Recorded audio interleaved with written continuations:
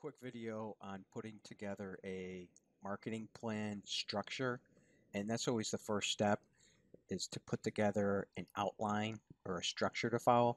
Now, I know that marketing can be frustrating to a lot of contractors, but I think it'll be a lot easier if you follow a sequence and you follow a structure from step to step to step, and this will make a lot of sense.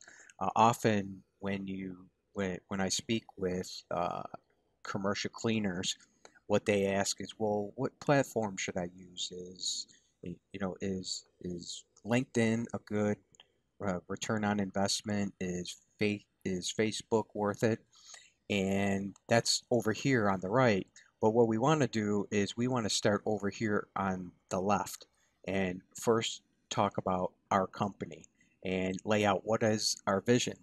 What kind of company do you want? Do you want to be specialty cleaning? Do you want to be janitorial? Do you want to have a mix of both? And if so, how do you want to weight it? Do you want your revenue to be 50% say commercial carpet cleaning and 50% janitorial? That's all something that you can decide, and it will completely change these questions over here. And that's why we want to start here with our vision. What's our long-term goal? Do we want a large company? Do we want a small, niche one? Do we want to be in the middle? And then from there, our values. What is important to us? What do we want to share with people? Uh, to share with our customers and prospects, and then customer profiles and SWOT, which is strength, weaknesses, opportunities, and threats. And this is important to figure this out because each of us live in different markets. We have different goals. So we really want to come up with a custom plan for our specific situation. And then after that, then we can get into the strategies, which is the next step, is deciding who do I want to target. And I just came up with a couple. You have to come up with your own, but one might be commercial property managers, another might be medical buildings, and down here, territory or fencing. And what this means is geography. Maybe you'll say 5 miles within your office and you want to hit pretty much everybody, and you don't care if they're big, small restaurants, you just want everybody in that territory, 5 miles, 10 miles, whatever, and you don't really care. So that, and you can run all three of these strategies. You don't have to choose which one is best.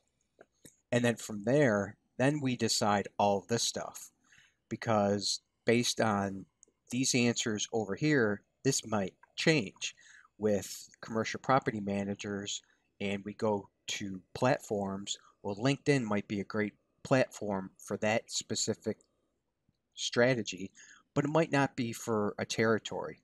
A territory, you'd probably want to do a lot more door-to-door type type of um, type of marketing and sales versus if you're reaching out to property managers, they're pretty active on LinkedIn, so that'd be a good choice.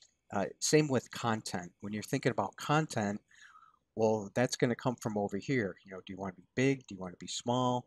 What kind of values do you want to share with people? Is employee training? Are you family friendly? Stuff like that you want to share with people. And that is where your content comes from. And it also is going to come from here. Who are you targeting? The images, the words you use, um, how big of words you use might change completely, and the grammar that you use also compared from say commercial property managers to say restaurants. That would be two completely different demographics, so your content would be completely different in what images you would use. So this is why we want to follow a sequence from writing out everything about us, then thinking about what strategies we want to follow. Then we get into all the details of what tools we should use, what platforms are best, door to door versus the phone, what content. All this stuff is going to change based on your answers to these questions. So I hope this makes sense, and good luck.